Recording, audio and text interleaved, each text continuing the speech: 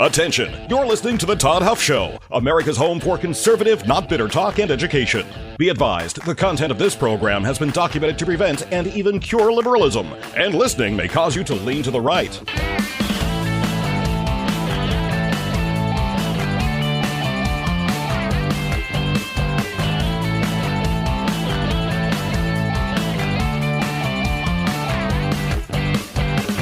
And now, coming to you from the Full Suite Wealth Studios, here's your conservative but not bitter host, Todd Huff.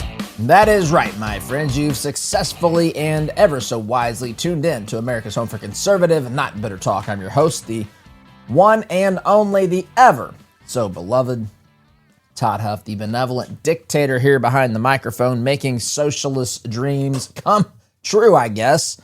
Finally found that benevolent dictator here at the Todd Huff Show. I'm kidding. No such thing exists, but yet they're out there searching with everything in their might to find it so that their delusional and absolutely broken worldview, morally bankrupt worldview, can be, verified or validated in their minds. We talked a little bit about that yesterday. I want to talk today, now that President Trump has signed the legislation, the continuing resolution now to reopen our government. I want to talk about a little of the fallout concerning that, a little bit about what is, kind of the fight about who won and all that kind of stuff.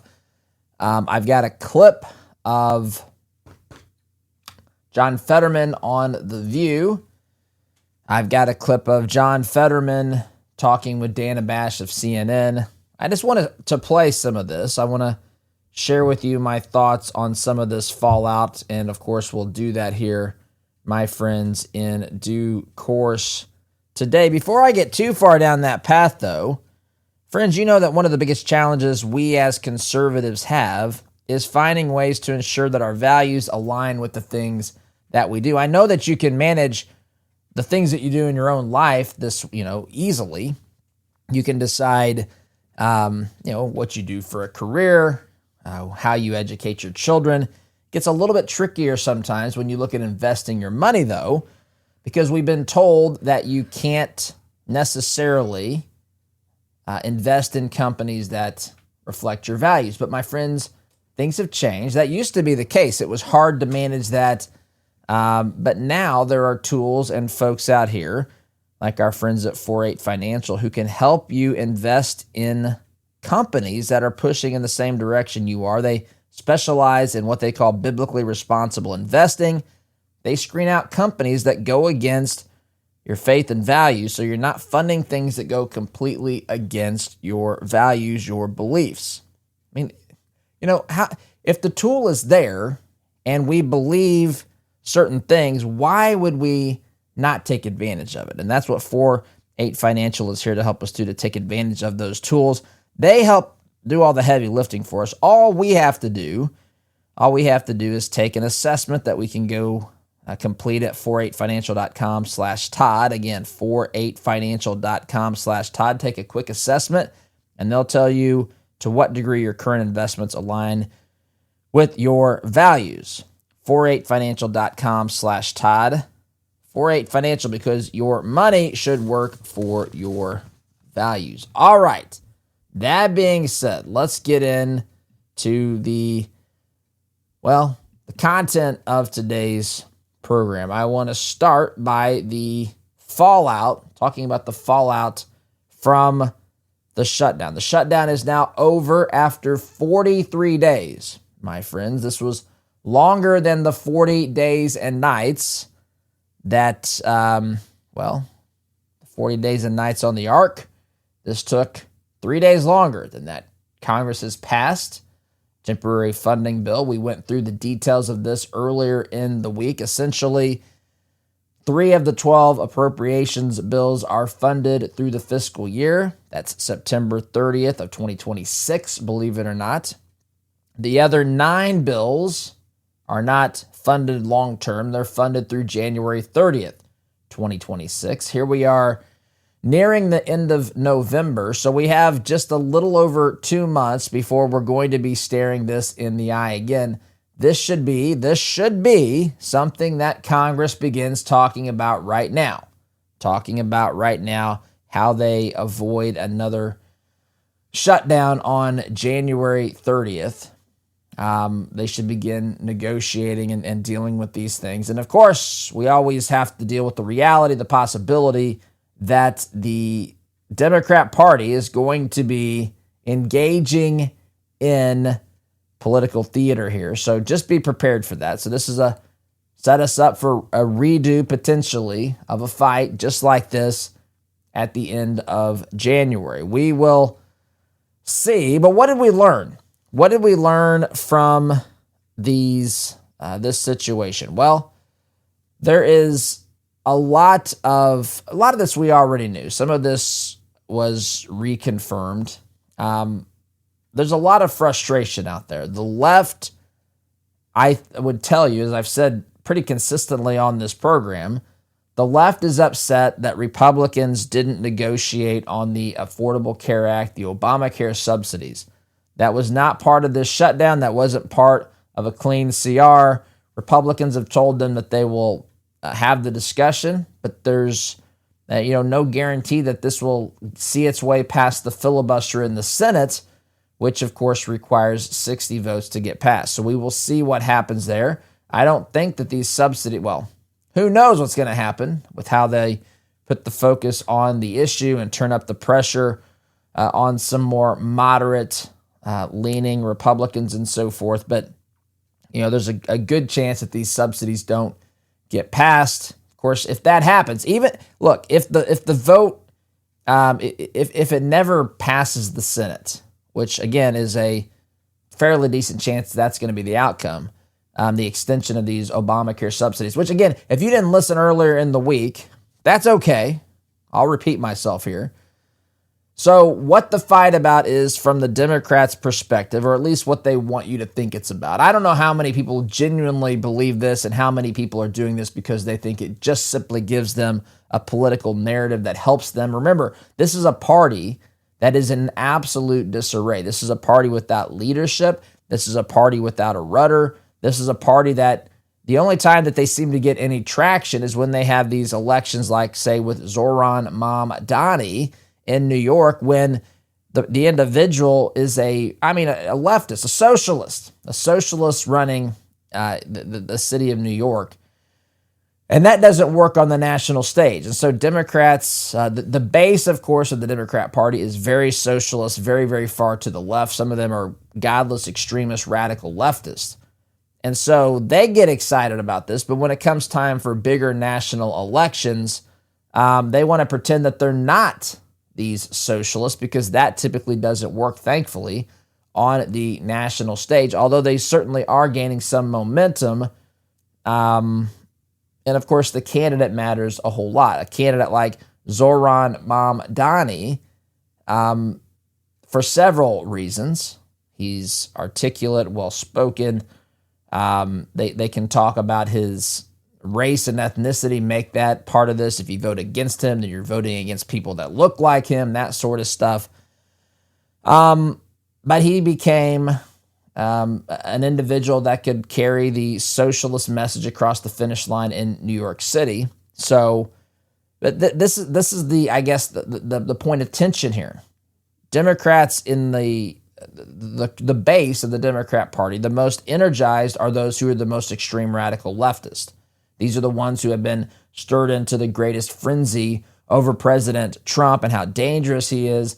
These folks are in the 20% that we talked about yesterday. I don't know if that was in the Todd Talk or the show now that I say this, but I remember talking about I think it was in the Todd Talk yesterday, Georgia Democrats. There was a poll done by the Atlanta, the Atlanta Courier Journal or Constitution Journal, I don't know what it is, some paper there.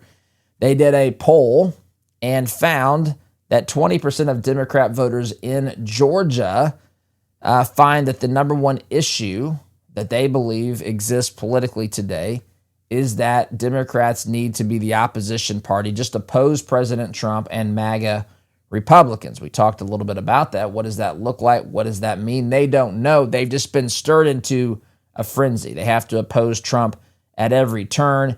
And these socialists appeal to them because they do oppose Trump at every turn. They don't, for example, kind of fit the mold of a John Fetterman, who's far from a radical leftist. He's a more, he's liberal, but he's a Democrat senator who's certainly not an unreasonable guy. He takes a lot of flack, and I've got a clip from him, which is why I am mentioning that here off the top.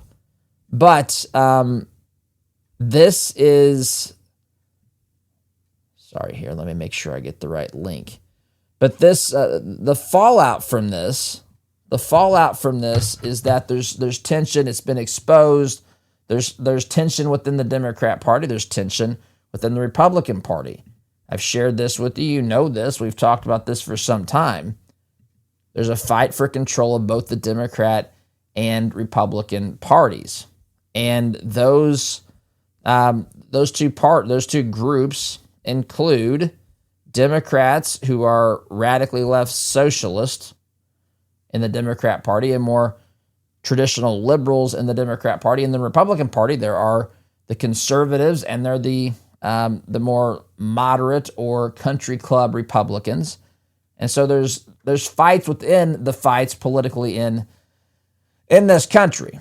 And so there's fallout from this shutdown. Who do we blame? Who do we I think it's clear who we blame. I've been through that. This is Senate Democrats who caused this, and that the proof is in the pudding, because the 8 Democrat senators that came across the aisle by getting 8 Democrats to vote for this, it proved that Democrats were blocking the government reopening. So that's an easy one. But who wins this? Who loses this? And so forth. I don't know that anybody wins this. I know the American people didn't win anything through all this drama. The Democrats hope that they did. That might have helped them a little bit in these elections, potentially help drive voters to the polls when they can blame Republicans for the shutdown and so forth. That I don't know. But as far as strategically, as far as doing something that really resonates with the American people, none of that happened here. However, there is certainly tension within the Democrat Party. Sonny Hostin from The View, who, listen, I don't watch The View. I don't care about The View. I talk about The View because whatever we think about this, there are people out there that this sort of garbage resonates with them. This sort of rhetoric, this sort of viewpoint and worldview, which is empty in ways I can't describe to you here on this program. Just absolute emptiness and utter just confusion, tumult, chaos, you name it, over there at The View. She's angry. She's very, very angry. They had John Fetterman on the program earlier this week, and I want to play this exchange. John Fetterman, listen, a Democrat senator. He'd been asked many times if he was going to become a Republican. He says no, but certainly he doesn't fit into the left's version of his party today. There's a lot of things that are troubling about John Fetterman, but I will say this, I give him credit for standing on what appears to be principles here. I give him credit for going on this program, not this particular program, but the program with Sonny Hostin over at The View, knowing that he's going to get treated like this. So I just want you to listen to this.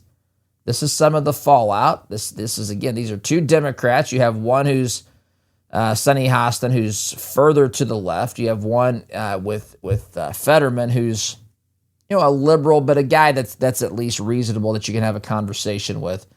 Understood early on that Democrats caused this to happen.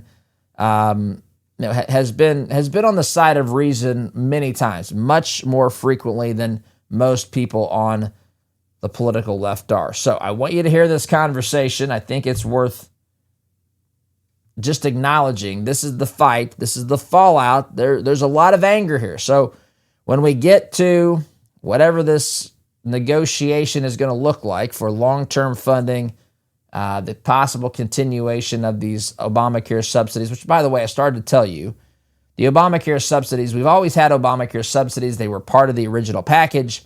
The problem was during COVID, the government decided to increase these subsidies. Those increased subsidies are set to expire here at the end of the year. And so, of course, Democrats want to make these permanent. Republicans say, wait a minute, these were temporary. These were supposed to be the result of COVID and what we were dealing with at that time. COVID's over. Let's get back to reality here. Let's not create a new entitlement or increase the level of entitlement of the American, of certain Americans who are using these payments and so forth. Remember, this was all created because government decided to effectively take over healthcare, and this is what happens. There's so many costs that are tacked onto this that they hide and sneak by you. Just try to sneak by all of us, and this is just one of them. And so there's anger here. There's rage. Sunny Hostin just thinks, I guess, free things should be given to all people. There's no, day that the money actually has to be collected and paid. She's perfectly fine spending ourselves into absolute oblivion. The lovers of big government are happy with people like Sunny Hostin because she helps create this this emotional state of mind where you say you got to just help people, just give them more, take from the rich, give to those who are in quote-unquote need, and all the while you're driving our system of government past the point of sustainability. That's where we are here, and she's fired up and angry about it. So, that being said, I want to play a little bit of this conversation between Sunny Hostin and John Fetterman. Poll after poll found more Americans on both sides of the aisle blaming Republicans. Even Marjorie Taylor Greene blamed the GOP. As you mentioned, Democrats had big wins last week, so you had momentum. Why give in now? Why bring a butter knife to a gunfight? Are you willing to gamble that the GOP will negotiate on health care in good faith once the government reopens? Because if that gamble is wrong, 500,000 Pennsylvanians that you represent, their health care costs will skyrocket if you are wrong. And I believe you are wrong. Pause everything. The reason healthcare costs have skyrocketed, there's a lot of reasons for this. But one reason is it's the same reason that education, the cost of education has skyrocketed over the course of time. When we'll do anything we can to pay for it out of federal funds, then what is the factor keeping the cost down at that point? Listen, there are other factors that go into this. There's the games that are being played with insurance companies.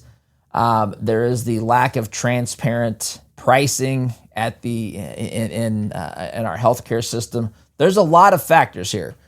But when you know that the price is going to be paid, no matter what the cost or whatever it is, whatever the price tag, the government's going to fund it because they've decided healthcare is a right, which is not a right. It absolutely is not a right. Listen, you can get mad at me all you want for saying that. It is not a right. You don't have a right to something else that something that someone else has to provide you. That is not a right. Of course, we should try to find a way where these things can happen in the private sector, where people are able to be healthy, where we're not being poisoned by our food and that sort of stuff, where we're getting actual health care treatment that doesn't just involve medications and prescriptions and all that sort of stuff.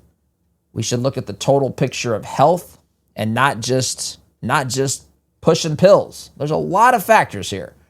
But the idea, the folks running the show knowing that the government is going to pay for health care and that's going to mean more customers and the government's going to pay the price no matter what it is effectively, that is certainly a factor here in driving up the cost of health care. And remember, as I shared with you, these subsidies were supposed to be temporary through COVID.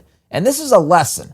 This should serve as a lesson to everybody. When you give a new benefit, it becomes nearly impossible to take it away, even if it is supposedly a temporary benefit.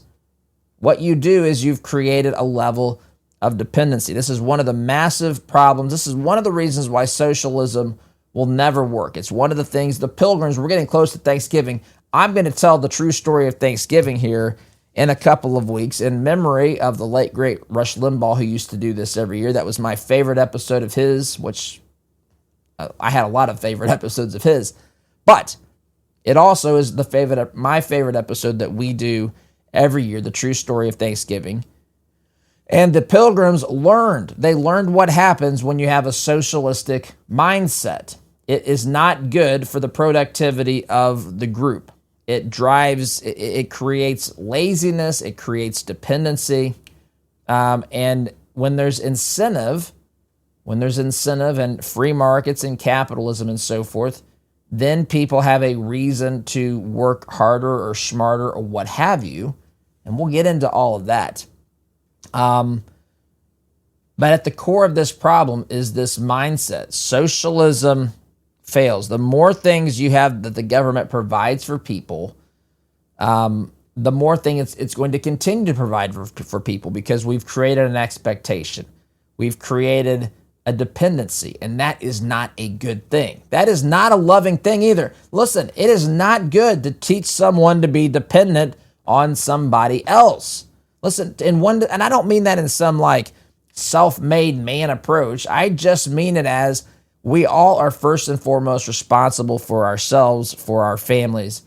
And if you create this mentality that says someone else is going to do what you should be taking or tending to, then that creates a group of people, whatever percentage that is, that are not going to do that. And then if they're promised this by people that they vote for, this is why someone like me would say people are paying off their voters. They're effectively giving them things for voting for them. And that's exactly what is happening here. I'm getting to the end of this first segment. I'm going to have to take a break. We'll pick up John Fetterman talking with Sunny Hostin on the other side of the break. Friends, before we get too far down that path, before we just get to that break, though, let me remind you, MyPillow is excited to announce their biggest 3-in-1 sale ever. That includes MyPillow bed sheets. That includes My Towels, which are finally back in stock. And which includes premium MyPillow limited edition, premium MyPillows made with Giza cotton and a designer gusset. So, for more information, to take advantage of these sales prices, which are pretty dramatic, the MyPillow bed sheets, for example, are $29.98, regular $119.98. MyPillow.com. Promo code Todd will get you that special pricing. There's sales on other items, discounts as well that you'll get using my code Todd during the checkout process. MyPillow.com, promo code Todd. I've got to take a quick time out, my friends. You're listening here to Conservative, Not Bitter Talk. I'm your host, Todd Huff. Back in just a minute.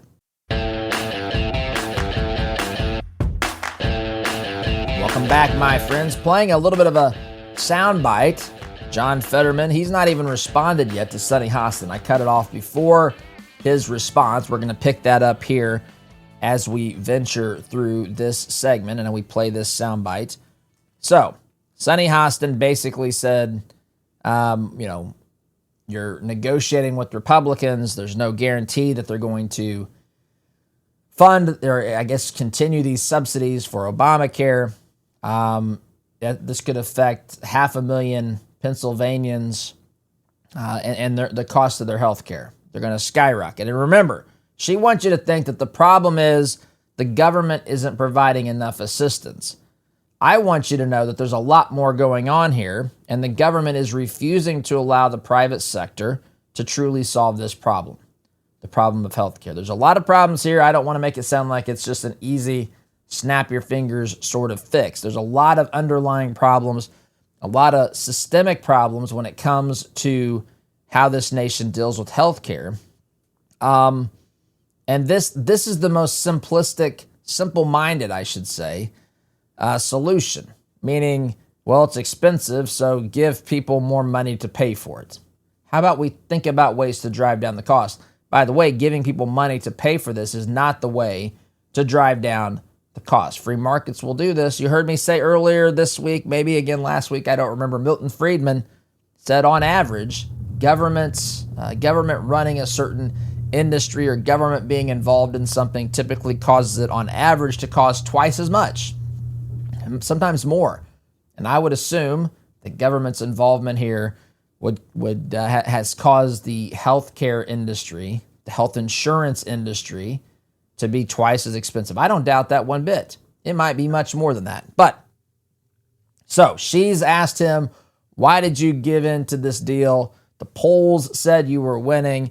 You can't trust Republicans to negotiate. You had the leverage. You're going to let Republicans off the hook. These people are going to lose their subsidies. These are people that live in your state. What do you say to this, effectively, is what she says to Fetterman. And Senator Fetterman responds like this. Well, first of all, MTG is quite literally the last person in America that I'm going to take advice or to get Marjorie their kinds of my Taylor Greene. leadership and values from. And now if Democrats are celebrating crazy pants like that, then that's on them. And now I don't need a lecture. I don't need a lecture from whether it's Bernie or the governor in California, because they are representing very deep blue kinds of populations. And a lot of those things were part of the extreme. And now remember, what really needs to win, the big win, is involving my state and other states in those things. And why have we arrived here after the election a year ago?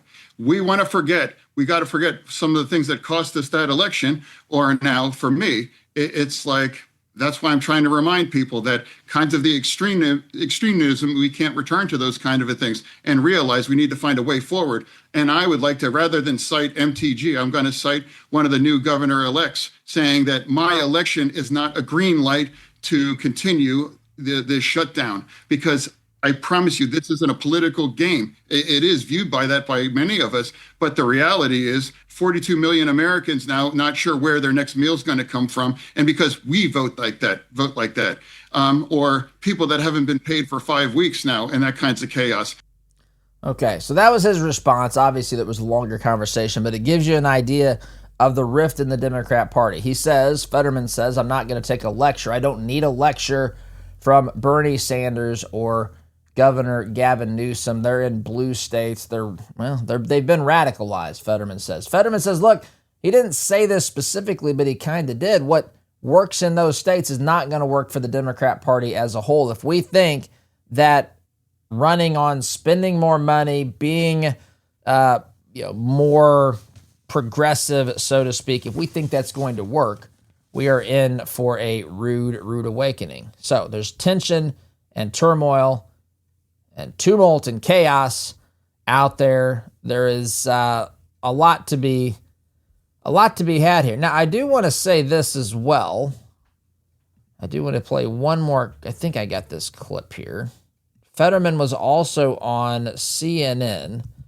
He was on CNN with Dana Bash, and he was talking here about some of the pushback and the, I guess, attacks and so forth from during this shutdown. So he made a comment. He made a comment here that Dana Bash is going to ask him about regarding the venom of the political left and the political right. Remember, Fetterman, while he's on the left side of the aisle, he's a Democrat, he's a liberal, he's not a radical leftist. And listen, if you want to be accepted by the Democrat Party today, I'm not talking rank and file. I'm talking if you want to be adored by the media, if you want to be protected, if you don't want any sort of criticism lobbed your way from people on the political left, then you've got to be a radical leftist. Fetterman is not that. Fetterman saw firsthand, however, just how, venomous people in his own party can be. In fact, he says here that the cruelest comments that he dealt with didn't come from Republicans, which is not shocking to me or you, but this was shocking somehow to Dana Bash. Here's that conversation. You said, quote, I've drunk deeply of the venom of both the left and the right. As a connoisseur, I can confirm that the most poisonous, the bitterest, is from the far left. That is pretty remarkable to hear you say that as an elected Democrat. Why? No. It's just been my personal experience on this thing.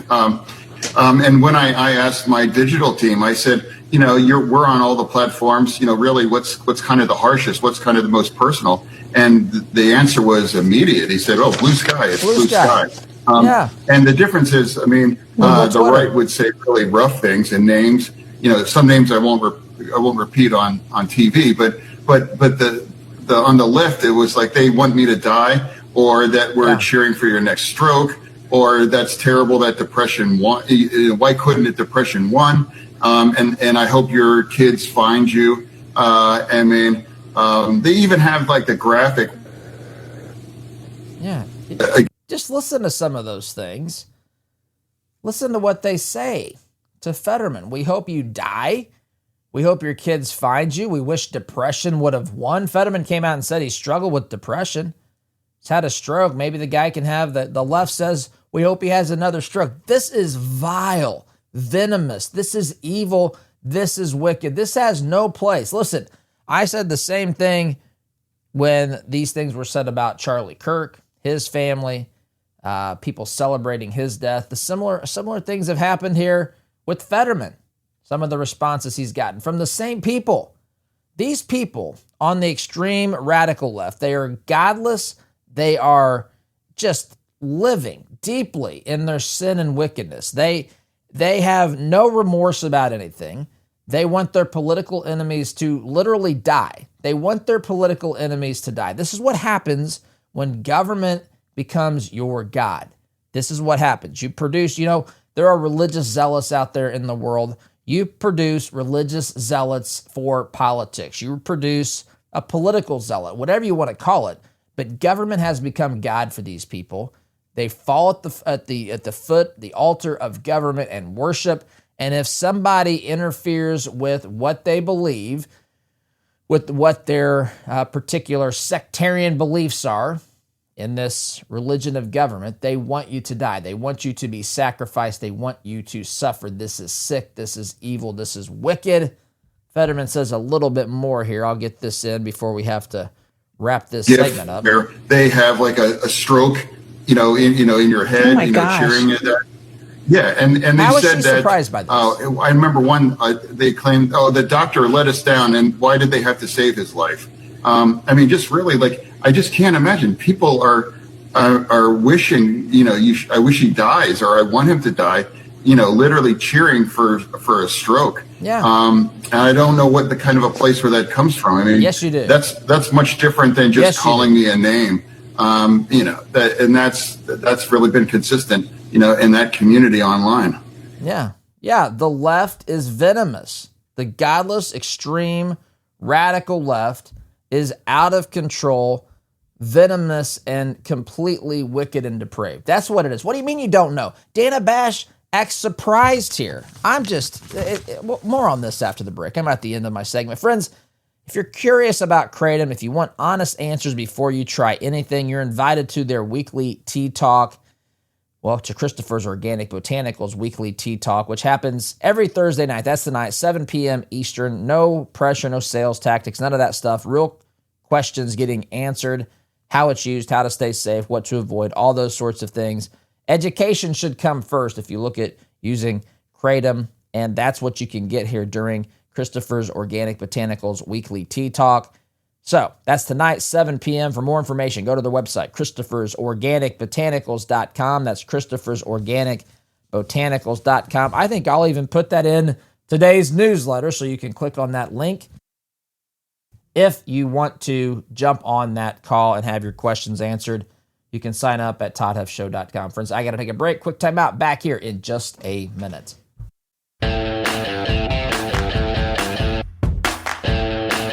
Welcome back, my friends. Third and final segment of the program. I know it's a sad time, but I want to wrap up what we were talking about. I also want to hit on a couple of high points with some of the things that are happening here in our country that are good. Well, I don't have a lot of time. There's more you can read on this on our website at the Stack of Stuff. Just go to ToddHuffShow.com, go to the Stack for today's episode, November 13th, and you'll be able to see some of the things I'm going to mention here briefly here in just a moment. Before I do that, have you ever noticed how some families seem to have a plan that lasts for generations? It's not by accident, friends. Full Suite Wealth works with people who want their wealth to make a difference for years to come. Their team brings together high-level investment strategies like private equity, private credit, and option strategies with expert legal guidance. It's all about making sure your vision becomes a reality for the people you love today and tomorrow. If you're looking to do more than just manage your money, if you want to leave a mark and build something lasting, take a look at Full Suite Wealth. Jason and his team will help you take those next steps. FullSuiteWealth.com. That's FullSuiteWealth.com. Build your legacy, secure your future, my friends. All right, so a couple things. This is going to be a little bit of a lightning round. Again, if there's something I say that you want more information on, it's on the website. First. Dana Bash acts like she doesn't know why people would say these things to Fetterman. She can't be serious. She can't possibly be serious. People in the media have stirred up hatred for Donald Trump, the Republican Party, for a decade now, even longer, but they've really ratcheted it up. It's tough to say here over the past decade since Trump's been running for office, in office, out of office, and out speaking, whatever the deal was. For 10 years now, it has been ratcheted up. She cannot possibly be serious. She absolutely knows that they have created this monster. Now, they didn't completely create it. The person has to have this desire, this desire to do evil and wickedness in their heart, but they've certainly provided the fuel for that. She can't possibly be serious. This is not confusing to anyone who pays attention, who has half of a brain, number one. Number two, there's an article, it's in the stack of stuff, it's from the Daily Caller, headline, well, the question that they addressed is, did Republicans cave? Did Republicans cave in this negotiated settlement by softening the plans that Trump's administration had to shrink the government workforce? Because it undid some of the layoffs were supposed to be permanent, RIFs.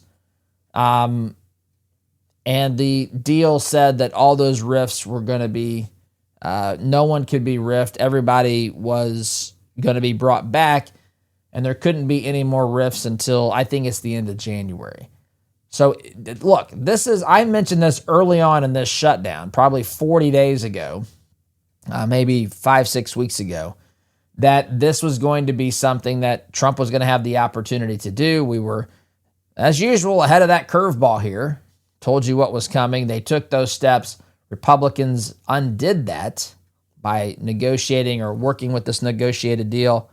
Was that caving? Is that necessary? You can read more on the website.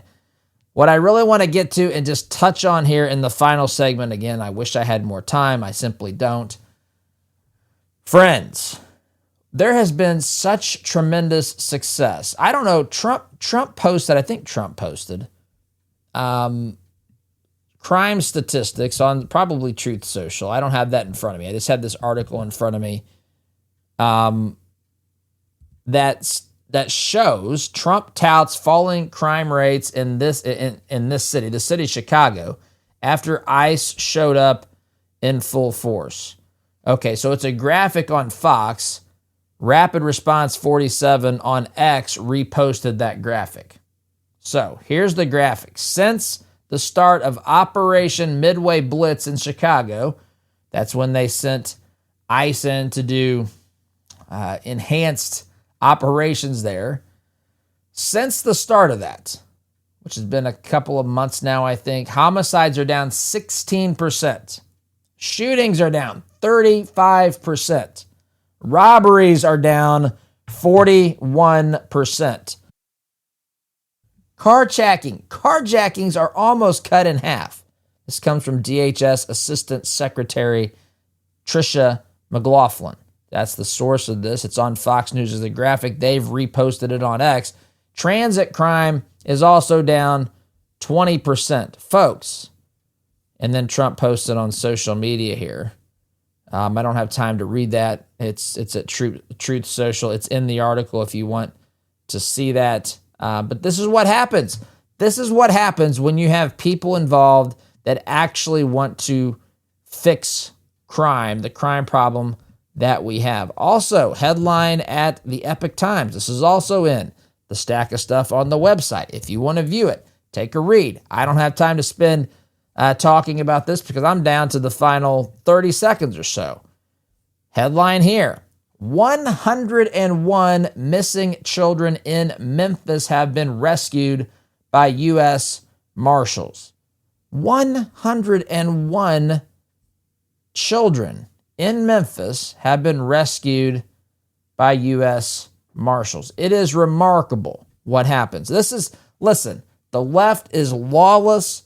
The left doesn't really want to address this issue of crime. As I've said before, the left wants you to feel guilty and to vote for them to make everything right somehow on some social plan or whatever that they've got concocted. They say no one's responsible for their individual choices. We're all responsible collectively, but Trump is solving it. I've got to go, folks. SDG.